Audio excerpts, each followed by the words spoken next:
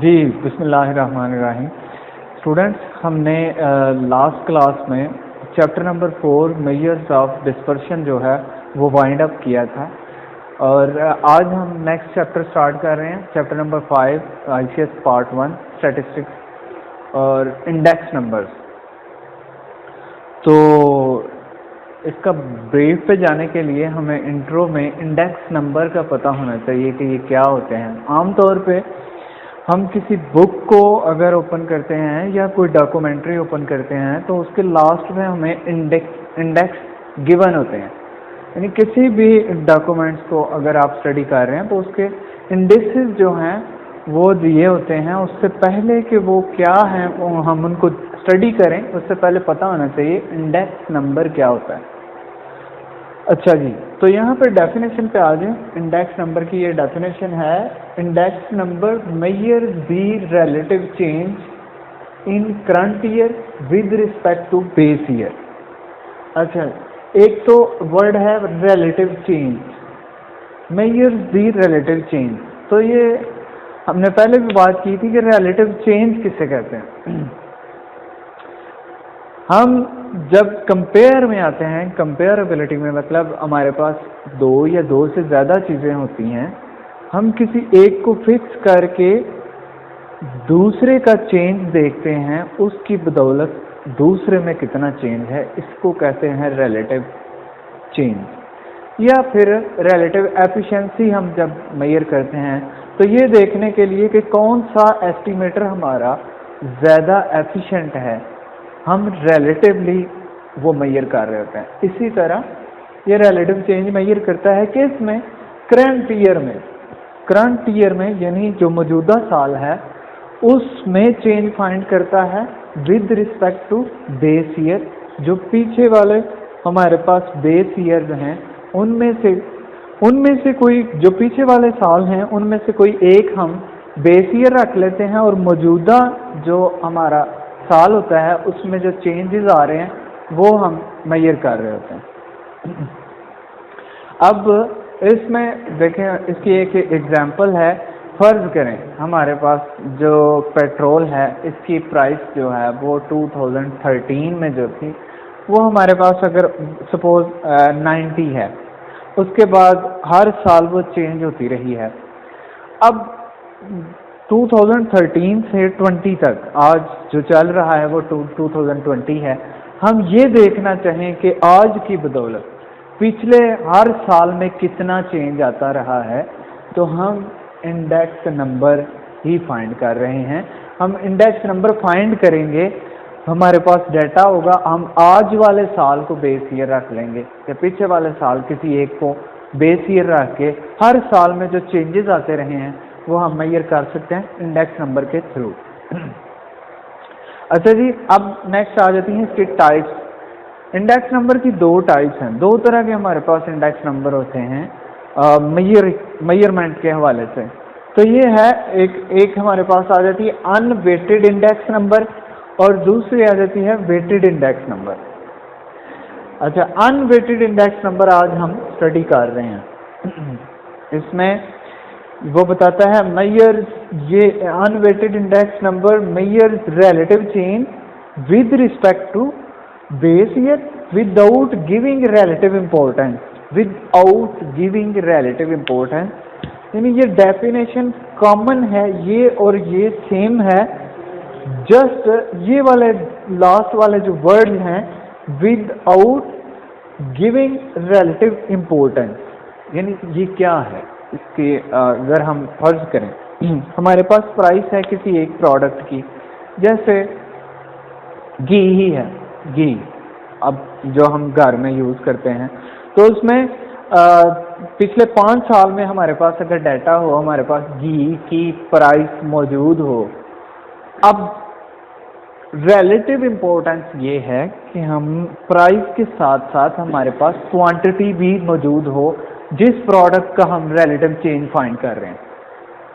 अब यानी घी की अगर प्राइस हमारे पास है तो उसकी हमारे पास क्वांटिटी भी मौजूद हो, यही उसकी रिलेटिव इम्पोर्टेंस है।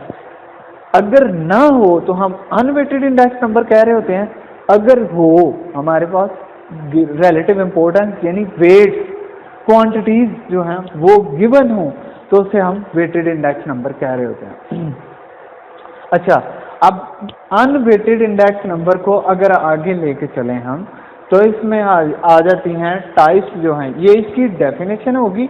और जब हम इसके टाइप्स की बात करेंगे इसमें हमारे पास आ जाती है simple price index number, relative, link relative या फिर प्राइस रिलेटिव कह लें। फिर आ जाता है चेन इंडेक्स नंबर। यानी हमारे पास तीन तरह के अनवेटेड इंडेक्स नंबर होते हैं। एक है जिसमें सिंपल प्राइस इंडेक्स नंबर होता है, दूसरा है लिंक रिलेटिव या फिर प्राइस रिलेटिव, और थर्ड वाला है हमारे पास चेन इंडेक्स नंबर। अब फर्स्ट ऑफ ऑल हमारा सिंपल प्राइस इंडेक्स नंबर है। इसमें हम इसको मेजर करने के लिए मेरे पास जो डाटा है वो इस फॉर्म में है, यानी ये वाले दो कॉलम जो हैं ये डाटा है, ईयर्स हैं और प्राइस है मेरे पास। यानी 2015 से लेकर 20 तक मैंने सपोज किया है कि मेरे पास जो ऑयल है वो ऑयल, कुकिंग ऑयल, उसकी प्राइस मेरे पास मौजूद है। 15 में इसकी 130 थी पर केजी, नेक्स्ट 16 में आ जाती है 155, फिर 160, 17, 95 और 20। अब मैं इसमें रिलेटिव चेंज फाइंड करने के लिए मेरे पास जो बेस ईयर है वो मैं मेंशन कर देता हूँ। फर्स्ट ऑफ ऑल जो पहला साल है यानी 15 वाला जो है उसको मैं फिक्स कर देता हूँ, यानी बेस सिलेक्ट कर लेता हूँ। अब देखें, बेस अगर 2015 है, हमारे पास जो फार्मूला है इसका वो है P0 over Pn multiply by 100। ये प्राइस इंडेक्स नंबर या सिंपल प्राइस इंडेक्स नंबर का फार्मूला है। हमारे पास जो P0 है ये करंट ईयर को शो कर रहा है और Pn जो है ये बेस ईयर को शो कर रहा है। तो यहाँ पे अगर इस फार्मूले को उठा के इधर ले जाएं, यानी आपकी करंट ईयर भी यही है। पहला तो फर्स्ट जो होता है वो हमारे पास करंट भी होता है और बेस भी होता है। ये करंट वाला 130 ऊपर आ गया डिवाइडेड बाय बेस भी हमारे पास 2015 वाली है, तो यही वाली प्राइस हमारे पास बेस भी आ जाएगी। सो हमने जो 130 डिवाइडेड बाय 130 मल्टीप्लाई बाय 100 करेंगे तो हमारे पास फर्स्ट इंडेक्स नंबर आ जाएगा। नेक्स्ट के लिए ये अब करंट ये चलेगी और बेस आपकी 2015 वाली चलेगी 130। यानी हर में जो आप फाइंड कर रहे हैं वो आपकी करंट होगी, बेस आपकी जो उसने मेंशन की होगी 2015, या मतलब जिसकी बेस पे आप रिलेटिव चेंज फाइंड करना चाह रहे हैं, जिसके बदौलत यूं कह लें, यानी जिसको आप कंपेयर कर रहे हैं बाकी सालों के साथ। अब नेक्स्ट 155 डिवाइडेड बाय 130, फिर 160 डिवाइडेड बाय 130, और इन सब को ऐसे ही 220 पे आ जाएं अगर, तो ये मेरा करंट है। यानी P0 की जगह पे मैंने 220 रखा, Pn की जगह पे मैंने बेस वाली वैल्यू 130 रखी, ये वाली आ गई। मल्टीप्लाई बाय, पहले डिवाइड करके मल्टीप्लाई बाय 100 करेंगे तो हमारे पास ये इंडेक्स नंबर्स आ गए हैं। अब देखें इसमें जो चेंजेस आ रहे हैं, पहले साल में कोई चेंज नहीं था, हम जो इंडेक्स नंबर फाइंड किया, उसके बाद 90%, फिर 23%, फिर 30, फिर 50 और फिर 69% चेंजेस जो हैं वो आ गए हैं 2020 में। किस की बेस पे? 2015 की। अब ये है हमारे पास सिंपल प्राइस इंडेक्स नंबर और ये हमारा इसका फार्मूला था। अब नेक्स्ट आ जाए हमारे पास लिंक रिलेटिव और चेन इंडेक्स नंबर आ जाते हैं। अब लिंक रिलेटिव और चेन इंडेक्स दोनों कॉम्बिनेशंस में हम कैलकुलेट कर रहे होते हैं, एक दूसरे से लिंक्ड हैं। तो हम सबसे पहले लिंक रिलेटिव पे बात करते हैं, उसके बाद चेन इंडेक्स पे। अब लिंक रिलेटिव और प्राइस इंडेक्स नंबर जो हमने पीछे सॉल्व किया, इन दोनों में डिफरेंस क्या है?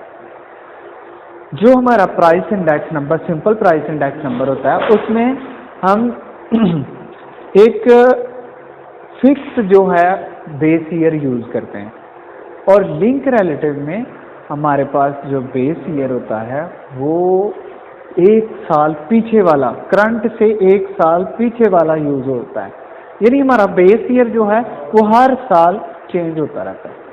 अब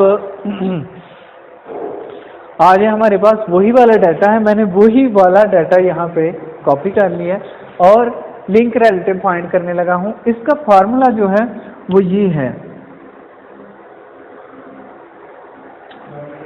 अच्छा, इसमें देखें ये जो है ये मेरा बेस ईयर ही यूज हो रहा है, सॉरी करंट ईयर,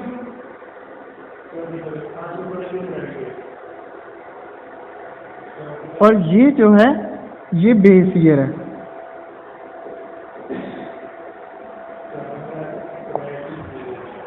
अब Pn-1 यानी P not over Pn-1 multiply by 100, अब इसको हम अगर यूज करें इसमें देखें हमारा पहला साल जो है वो तो 130 यानी उसकी प्राइस 130 है, उससे पीछे हमारे पास कोई वैल्यू नहीं है तो हम 130 ही यूज करेंगे, यानी 130 डिवाइडेड बाय 130 मल्टीप्लाई बाय 100, तो पहली लिंक रिलेटिव की वैल्यू आ गई 100। नेक्स्ट के लिए क्या करेंगे, हमारी करंट वैल्यू है 155 और जो हम अब नेक्स्ट इसकी बेस ईयर की वैल्यू यूज करेंगे वो एक पीछे वाली यूज होगी, 155 डिवाइडेड बाय 130 मल्टीप्लाई बाय 100। अब इसकी लिंक रिलेटिव की नेक्स्ट वैल्यू हमारे पास ये आ गई। नेक्स्ट में हमारे पास करंट वैल्यू तो 160 है, मगर इसकी बेस जो है वो एक पीछे वाली वैल्यू यानी n-1। इस n-1 का मतलब है कि जो आपकी करंट है उससे एक पीछे वाली बेस होगी, यानी 155 आप एज ए बेस यूज कर रहे हैं, तो इसको आप डिवाइड कर दें मल्टीप्लाई बाय 100, तो ये आपकी नेक्स्ट लिंक रिलेटिव की वैल्यू आ गई है। नेक्स्ट आपके पास करंट वैल्यू 170 है और बेस वैल्यू जो है वो आप एक पीछे वाली यूज करेंगे तो 160 आ गई, और इसी तरह आपकी हर दफा बेस ईयर जो वैल्यू चेंज होती जाएगी। अच्छा, अब आपके पास ये सारे के सारे जो हैं ये लिंक रिलेटिव्स हो गए हैं। अच्छा, जब आप चेन इंडेक्स फाइंड करते हैं तो आपके पास सबसे पहले लिंक रिलेटिव्स जो हैं वो मौजूद होना ज़रूरी है, उसके बाद आप चेन इंडेक्स फाइंड कर सकते हैं। अब मैंने यहाँ से ही इसको कंटिन्यू रखा है चेन इंडेक्स समझाने के लिए।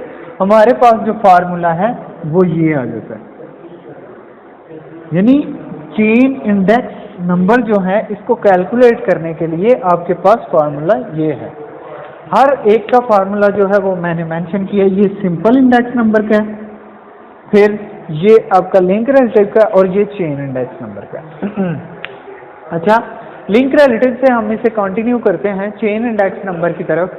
तो इसमें देखें ये जो फार्मूला है इसमें जो वैल्यूज पुट होंगी ये हमारी लिंक रिलेटिव की होंगी, यानी कैसे, ये हमारा करंट ईयर है,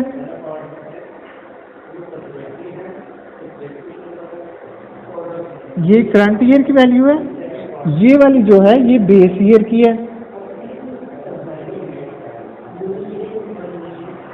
तो देखिए जरा, अब पहला जो लिंक रिलेटिव में हमारे पास, अब हम इस फार्मूले में जो वैल्यूज यूज करेंगे वो लिंक रिलेटिव के कॉलम से यूज करेंगे, किसके लिए, चेन इंडेक्स के लिए।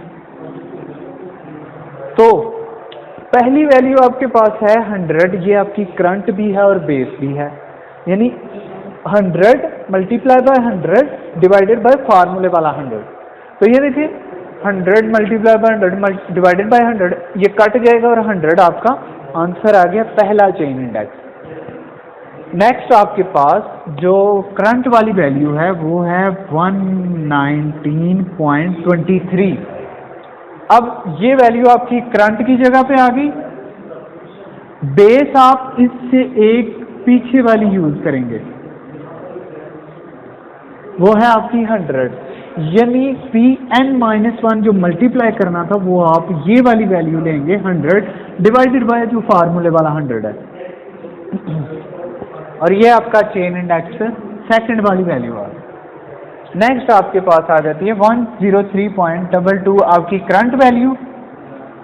अब इसमें बेस वैल्यू जो यूज करनी है वो है इससे एक पीछे वाली वैल्यू, ये जो है इससे ये वाली वैल्यू, यानी आप करंट यही वाली ले रहे हैं और बेस इससे एक पीछे वाली, इसको मल्टीप्लाई करते हैं डिवाइडेड बाय फार्मूले वाला 100 और इज इक्वल टू आपके पास चेन इंडेक्स की थर्ड वाली वैल्यू। और अब तो सो ऑन, आप सिर्फ जो बेस ईयर वैल्यू है उसको चेंज करते जाएंगे, वो आप पीछे वाली वैल्यू से इसको मल्टीप्लाई करते रहेंगे।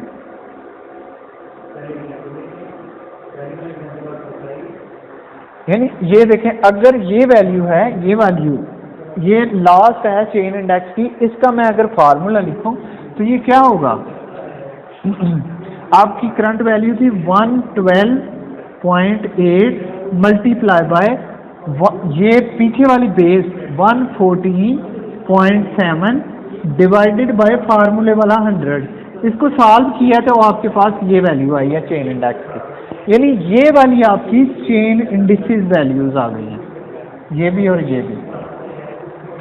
अच्छा, आज हमने जो ये चेन इंडेक्स लिंक रिलेटिव और चेन इंडेक्स जॉइंटली हमने डिस्कस किया है।